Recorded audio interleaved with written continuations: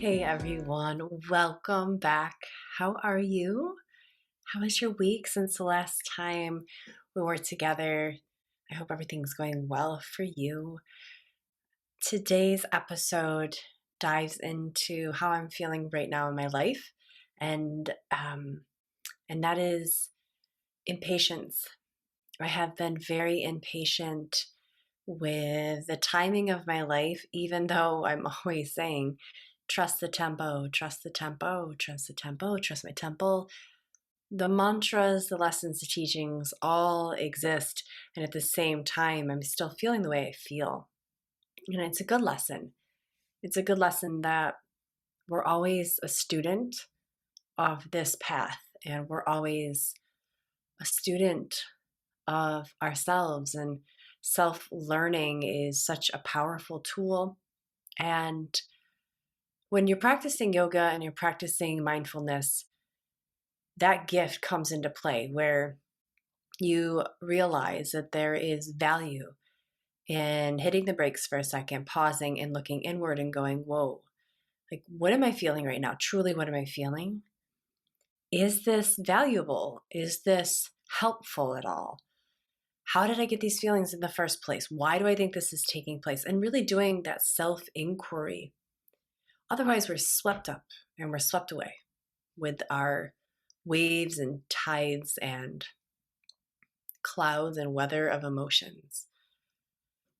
And it's important to hit that pause button every now and again. So that's what I just did. And I just got actually done with a conversation with Brandon, and I was going back and forth on what to talk about in this podcast, and it wasn't going to be this, but I had a moment where I just sort of like whined and stopped my foot, and I was like, I want it all done now. I want it all perfect. I want to be making my financial goal already. I want to have the upcoming programs that I'm building and creating already filled. I even want them done already. I want to be on vacation already. I want to be 3 years already into my business the second time around, and like the studio's bustling, and maybe there's like even a second studio again. Like I want just like totally complained and bitch and moan and stomp my feet, and Brandon's like, me too. I get it. And we all want that. But, and then he says this, he just drops this wisdom bomb right on me, and he goes, if you had it all given to you right now, you wouldn't know what to do with it. And I was like, stop right there. I'm going to record. That's incredible. And then you're right. And it really helped shift and give me some space, which is really what the practice is all about. I talk about this often. You guys know this, like you and life get stitched so closely together that it's really hard to tease apart who you are, really, truly at your core, your highest, truest self, who you are from your reactions. And so when we can get perspective, when we get that space, the moment to just pause and reflect and breathe and watch, when we can do those things, we slowly untether from life, the stimulus. And then instead of reacting, we do that thing called responding. So that was the really interesting experience I just had several moments before hitting record. So I wanted to go through that step through that with you, because I know, like myself, you probably feel impatient for your life too. I think it's a really natural reaction. And I wanted to offer one, just a glimpse into me, and just be real with you that even though I have a lot of great things going on, and even though I've been practicing and teaching yoga for 2 decades, and I still have these moments where it's just tough, and I want it all finished and complete already. And on one hand, that's really good. Like let's talk about the goodness in that. And what I see is a desire, an excitement to keep going, an excitement for the future, because I know that future state is going to be so amazing. I have just so many things planned, and I know because of past experiences, when I plan something like an upcoming program or an upcoming yoga teacher training, which I'm going to be doing this summer, I've done yoga teacher trainings in the past and they're all unique and they're all incredible. Each one of them has a special, unique place in my heart, and those people all added to what I feel like is my heart space. So I know in anticipation that's going to be awesome. So, in some regard, being impatient is happening because you know how good it's going to be. But you can also be impatient, and I am too, because I just know how much work is ahead of me. And I feel like those are maybe two shades of the same path, I think. They might be two different paths completely, but they feel similar. Excitement for how good it's going to be, but excitement, also like impatience for how much work I actually have to do to get to the point where I'm sitting in this like joy palace of, yay, this is great. So, I get that. And if you feel like that too, you know, stop, pause, accept it, and acknowledge it because it's a real part of being human. And it comes with the territory. When you start being an entrepreneur full time, you're thinking of the future a lot. And it's really hard to be present because there's so much planning that needs to be done. But it is in the present moment that we find power. So, what am I impatient about right now? I'll just share that with you because I want you to get some insight into my world right now. And for me, I'm impatient about money. And I know because of the continual money trauma healing that I have from my bloodline that I am going to feel that from time to time. When I get uncomfortable because of a number of things. I mean, maybe it's like a number of stressors or even all the exciting things I got going on. If there's too many of them, those become stressors. I'm a little under the weather right now. You might be able to hear my voice is just a little more sultry than usual. But so like my nervous system is being taxed right now. My body's being asked to fight off something, right? A little cold here. So when I'm stressed like that, my response to that discomfort is, I don't want to be in it. Can you relate to that? Can you relate to being not comfortable and wanting to get the hell out of that feeling? I bet you can. It's just like so natural. And when I think about, you know, the past, when I went through moments of discomfort, I know looking back, hindsight, I'm like, that was the best thing. Being kicked out of my teacher's studio, not literally, figuratively, was a heartbreaking moment. And I'll do a podcast about that in the future, my story on how I came to be my own independent yoga teacher running a business. But that alienation from that community was heartbreaking and really rocked my core of confidence for many years. But ultimately, that was the best thing for me because if I stayed with that community, I wouldn't have opened up Lotus Life Yoga Center the first time around. And there's a lot of other things that wouldn't have happened at all because of that. So I'm very thankful. But at the time, super discomfort, super discomfort.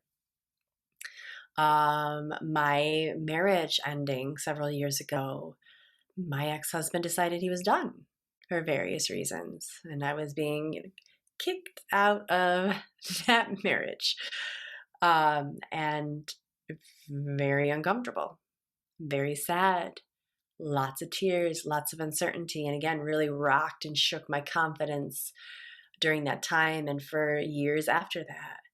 Would I be able to be loved again? Should I love again? What does relationship look like now? And the rebuilding of me.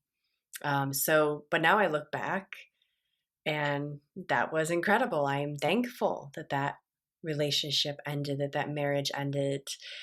because there's so many other things that happened as a result that were able to happen because of that discomfort. I mean, and there's a bunch of the closing of Lotus Life the first time around. That was a change, huge change in identity. It felt like a death. And not only did I have to go through it, but the entire community did too. And I had to make space for not only my grief, but everyone else's, and my teachers and all the students. And it's really hard, and you feel like you're really failing in disappointing people. It's a hard space to hold. But because I did, I was able to go back to school. Going back to school was very uncomfortable too, but man, I learned I'm smart. I learned, and I mean that. Like before, I was never book smart before. Never paid attention. Didn't know why I should be paying attention. Didn't want to. But when I went back to school the second time around as a non-traditional student, the stakes were higher, but also the passion was higher. And I learned that when I really pushed myself and applied and paid attention, I could do incredible things and get really good grades. So I'm always excited, very proud, very pleased about that moment in my life. But again, it took discomfort. It took impatience because I definitely wanted to be done with school. I definitely wanted to be done with the divorce. I definitely want to be done. Like when you're in that moment of discomfort, all you want is to get the hell out of it as fast as possible. But I'm gonna go back to what my partner said. Like, but if you just skipped to the end, I think of that trending reel right now. Can we skip to the good part or get to the good stuff or whatever it is? You know what I'm talking about?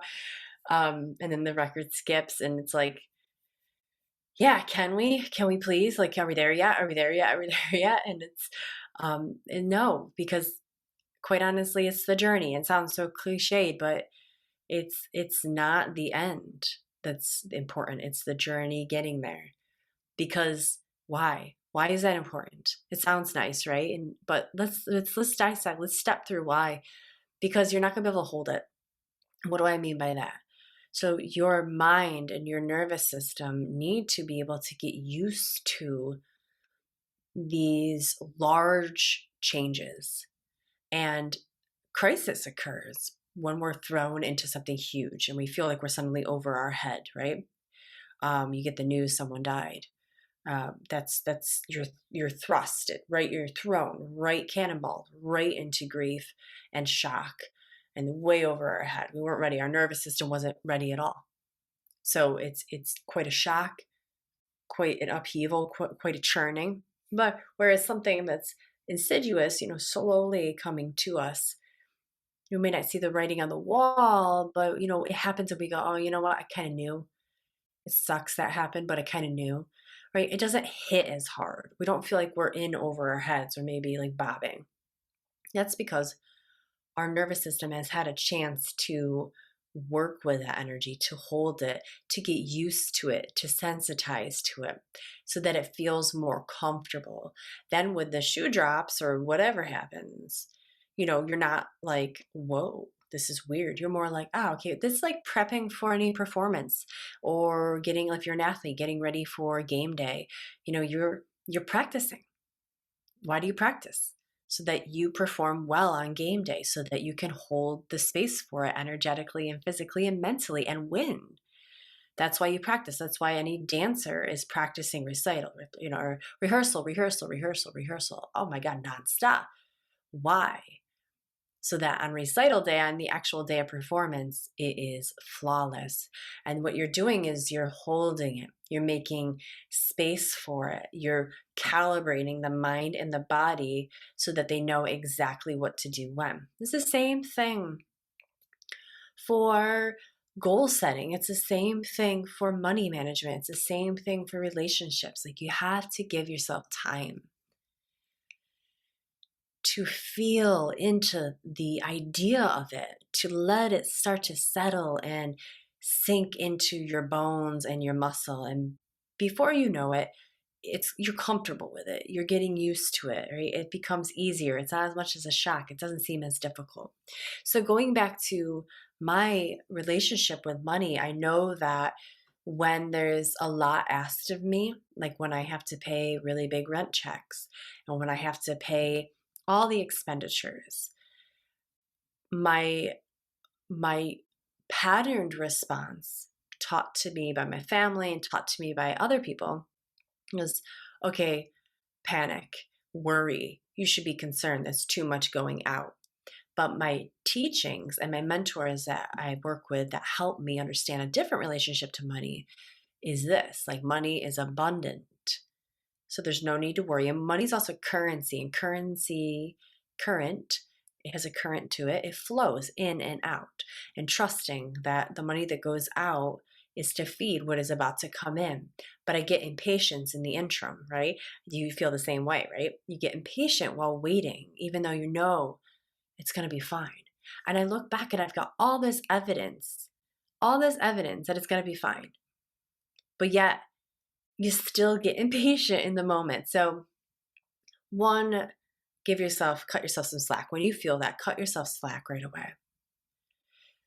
Stop what you're doing and take a deep breath. Breathe.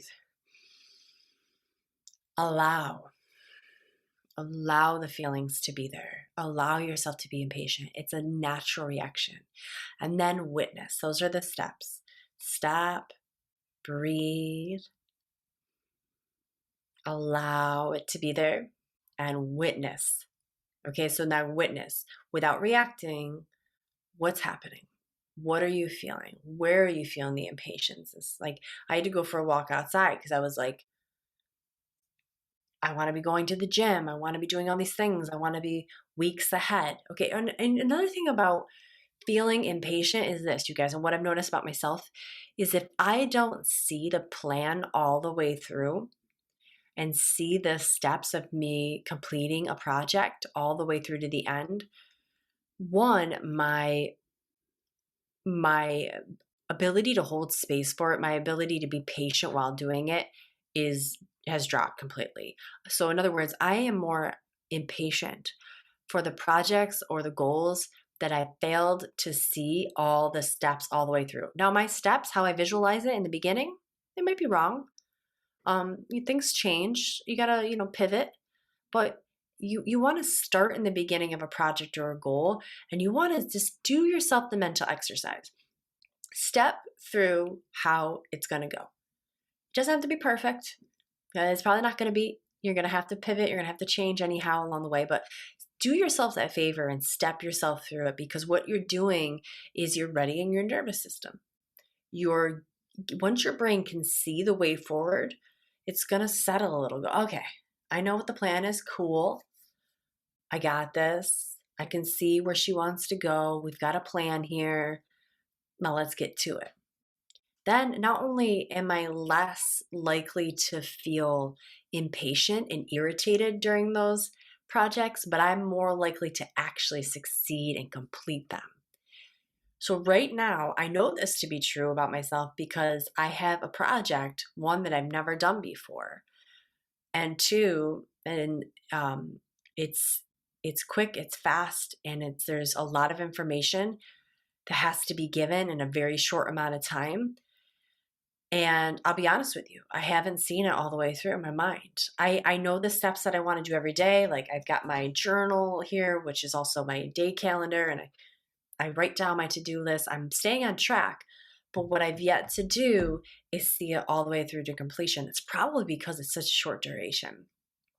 So I find that I feel more like anxious, if that makes sense. And not even like truly not an anxiousness, but definitely just impatient to get it going, right? Like I'm like, oh, just can't this work be done? And it's because I really haven't done the work of seeing it through. Okay.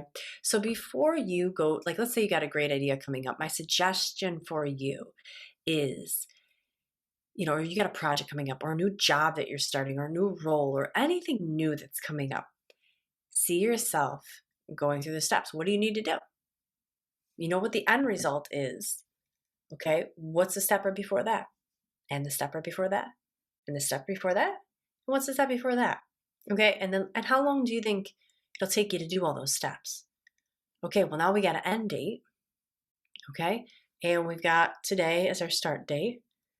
So what do we then need to do every month? What's the big goal to be done every month? Then, okay, well, then how do I break that down into every week of that month? And then finally, how do I break that down to every day of that month? That's called project planning. And it's certainly not exciting or sexy, but I'm going to tell you what, those projects that I do that for, I don't feel like any irritation because I've got it all charted out. I've already done the work. I saw the battle plan. Do you know what I mean? I saw the creative process. And like I said, you'll need to pivot. You'll need to make some adjustments as you go, but you won't be reactive. You're going to be responding because you're in the driver's seat. Whereas the projects that you don't do that for, your ideas that you don't do that for, it's in the driver's seat. Does that make sense? Like I'm thinking of someone right now just like deciding to paint their room, or maybe someone's got a baby on the way and they want to do the nursery. And they're like, we just got to get started. We just got to go. We just got to do it. Now, there is something to be said for just getting started. That's incredible. Sometimes you do just start, right? I'm all about that. Just take action. You got to just take action sometimes. But at the same time, one step before that is just take 20 minutes and write it down. What's the end goal? Then what do you got to do right before that? Probably. And what before that? And it's like, like you're building a house. Like, what are the steps?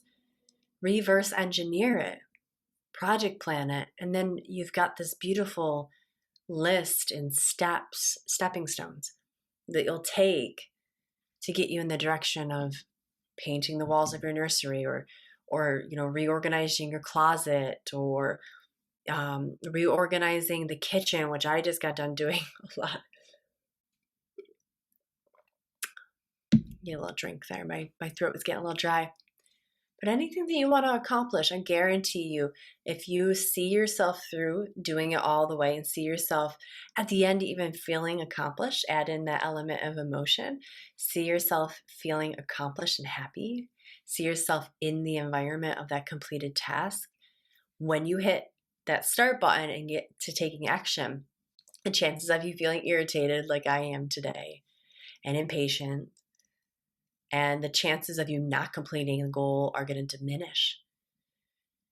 And that's a nice place to be in, right? So do as I say, not as I do, in this case. And I'm glad that I got a chance to experience this, and I'm glad I got a chance to step you through my feelings right now, and to tell you really that I do both. There's sometimes that I'm able to see things all the way through, and those projects are beautiful, but I'm learning about myself that I really got to do it even for the small projects. It's worth it. It's worth it, and it takes 15, 20 minutes, depending on the size of the project, to just quickly write down. Don't worry about penmanship, don't worry about grammar, just get a list down.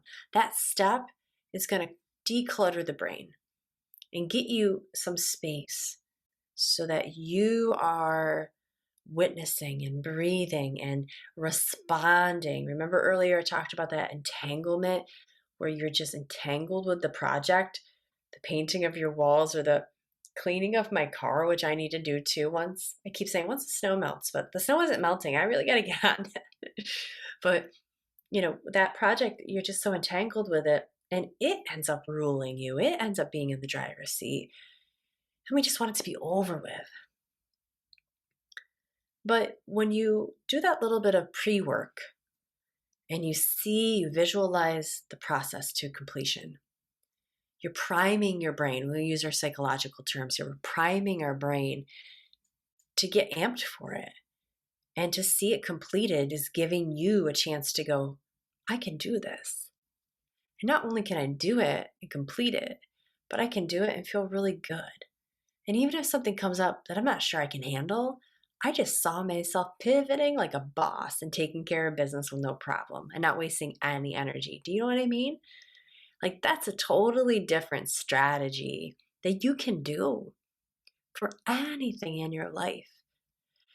going back to what Brandon said, and then I'll close here on this final thought, because I'd like to bring it back to the energetics as well. Of like, he said, if you got everything you wanted tomorrow, you wouldn't know what to do with it. And I thought about like those stories of people winning the lotto and their lives just becoming hell and them spiraling into depression and becoming a recluse and just like losing their shit. Why? On one hand, you're like, oh my God, you're just a millionaire, a multimillionaire, and you're miserable. But that doesn't happen to just people that win the lottery. I mean, you listen and read books about wealth management and wealth consciousness. There's stories all the time about individuals who are really wealthy and they're miserable. So it's not about the money. It's not about the cash. It's not about the big ass house that you wanted, or the dream job or the dream car. It's not really even about that thing. It's about, can you hold it? Are you ready for that? Have you primed your brain and nervous system enough? Have you practiced enough for that big game day? Do you have any idea the words you're going to need to be using, the people you're going to need to be talking to, the way you need to be holding yourself, like the mindset that's going to be required for that big day? Are you even ready for that? Right? So the more prep work you can do now through manifesting, for example, that's really all about calibrating your nervous system to start to get ready for those really big moments that you want, but also we'll get ready for the moments that we didn't know we had to get ready for because we've just been leveling up all along, right? Yeah, it feels really good even when I say that. Like, and then there's the whole quality of you'll appreciate it more. Those life events that we work hard for, that we push ourselves through, that we took the time to project plan for, that we took the time to visualize and manifest, even though there's some element of hustle, even though you still have to work hard, when you've completed it, you feel amazing. You're really proud. You're like, all right, that was awesome. And when I die, I'm on my deathbed, or I'm dead, and someone can look back and go, you know what? She did this, this, and this, and this, and that influenced this, this, and this, right? There's this beautiful web of happiness and influence that you've given to the world, your legacy after you die. Like that's a great feeling. If you've got kids and what you're doing now for them and the life you're creating for them and what they'll get to remember you for is really important. I would imagine you feel the same if you have children, and getting in that mindset of like, this is worth it. So to recap, remember that this is a human reaction, super normal. But in order for us to get back in the driver's seat, we need to create some space between our life's moments that trigger us, or the things we've got to do, like got to eventually paint that room, or I got to clean my car out, or I got to start this project, or the exciting things of, oh my gosh, I might be opening up a business soon, right? Like whatever it is, when you and it are really close together, it can be running the show. And that can lead to feelings like burnout, but it can also lead to feelings like just completely being irritated and impatient, like I am right now. So we want to get some space. So the first thing is acknowledge, stop what you're doing, take a deep breath in and out. Right? Allow it to be there. And then witness what's happening, without any reaction. This is what's going to untether you from that stimulus and just give you some breathing room so that you feel like yourself again. And then that moment, what you're actually doing is taking the first position. You're actually back in the driver's seat and taking the wheel again.